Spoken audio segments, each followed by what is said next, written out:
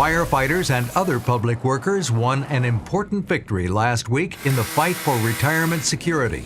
Hardline forces in Ventura County have dropped their push for a local ballot measure that would have wiped out secure pensions.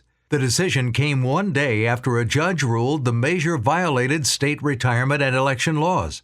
The extreme measure would have ended pensions for all new workers and eliminated secure death benefits for survivors of fallen firefighters.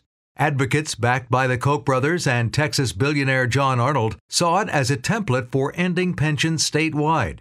Ventura County Firefighters Local 1364 helped lead a strong coalition of union members and retirees against the proposal. But the proponents haven't given up. They plan to put their scheme into a statewide initiative. So even though the victory was sweet, the fight to protect pension security is far from over. The California legislature returned to Sacramento last week to wrap up work on hundreds of bills introduced in the two-year session. CPF's legislative advocacy team is making a strong push over the final month of the session on measures touching the lives and livelihoods of California firefighters. CPF's most visible legislative effort surrounds the use of cancer-causing flame retardants in furniture. Senate Bill 1019 would force disclosure of the toxic chemicals in upholstered furniture, which have been linked to job-related cancer in firefighters and a variety of health problems for children. CPF is also pressing the case for safer firefighter protective equipment.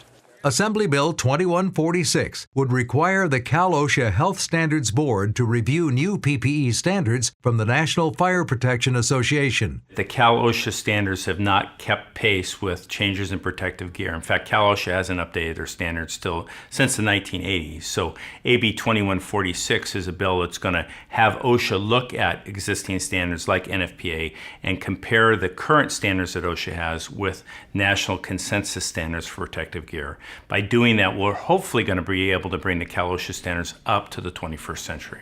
CPF is also on the case when it comes to protecting your rights on the job.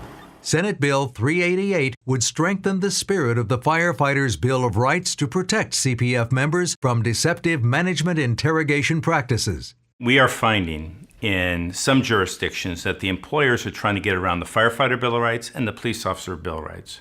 And this is occurring around investigations and interrogations of our members. And so 388 is a bill to clean that up, to make the employers honest and let the employees know when investigations and interrogations are going on what their rights are.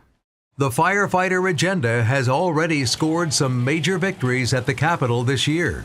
Governor Jerry Brown has already signed a long-sought measure to help secure death benefits for fallen firefighter families.